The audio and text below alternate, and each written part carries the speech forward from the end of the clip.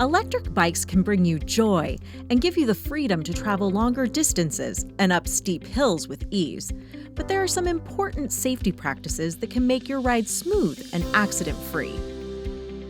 So before we get on our bikes, we want to make sure we can prevent a few accidents, and it's called the Bike Check, ABC Handlebar Quick Check.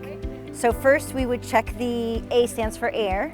So I'm going to squeeze the tire, make sure it's nice and hard, and check both tires, squeeze them, check if they need any air. These don't. So that was the A for air, and after A comes B, that stands for brakes. Of course, we want to use 2 brakes, so we check those. All you do is just push your bike, make sure they each work, each brake. Yep, these brakes are really good. So that's the B for brakes, and then C stands for chain. So we want to make sure the chain is on and it's nice and greasy and lubricated. If it was dry and brown, we would add some lubrication.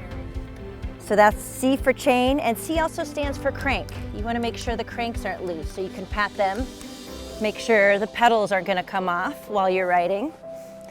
That's A, B, C, and then handlebars. It's important to be able to steer. So you want to squeeze your front tire with your feet and your knees and make sure your steering is nice and tight. If it was loose, then we would tighten it with a tool. So that's the handlebar, and it's called the ABC Handlebar Quick Check. This is the quick release. All the quick releases on your bike, you want to make sure they're closed. If you open this quick release, that raises and lowers your seat. But before we get riding, we want to make sure it's closed. And sometimes there's a quick release on your front wheel and your back wheel, and you want to make sure those are closed. If they were left open and you jumped on your bike, your wheel could come off. So that's the ABC Handlebar Quick Check. You'll also want to check your battery strength before you start your ride. And be aware that brake pads and chains can wear out much faster on e-bikes. They may need to be replaced more often than a pedal-powered bike. Make sure to always use the proper battery charger that came with your e-bike. This will prevent fires or damage to the battery. Wearing a bike helmet can reduce the risk of head injury to bicyclists by as much as 85%. You need to make sure that your helmet fits properly by following these simple guidelines to ensure your helmet will keep you from any serious head injuries. You want the helmet to be level, and so it's 2 fingers above the eyebrow line.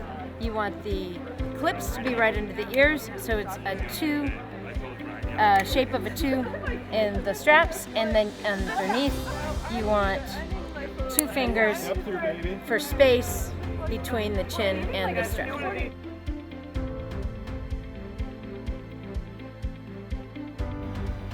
It's important that bicyclists follow the laws and regulations while cycling on the road. You should be alert and obey all traffic laws. Remember that you should always ride in the same direction as vehicles. Use hand signals before making turns or changing lanes.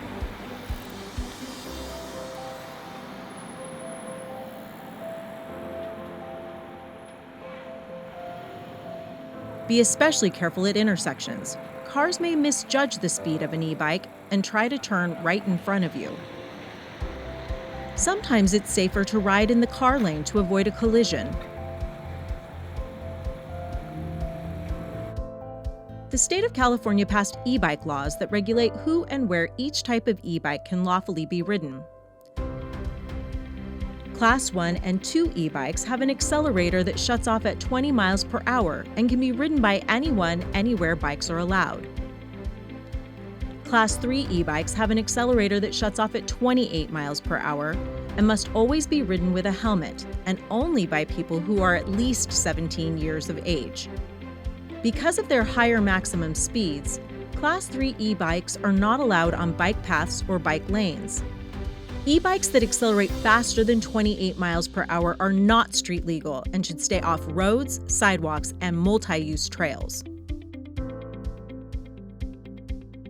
Visit trafficsolutions.org/e-bike safety to watch e-bike safety videos and get tips on how to find the best e-bike for you.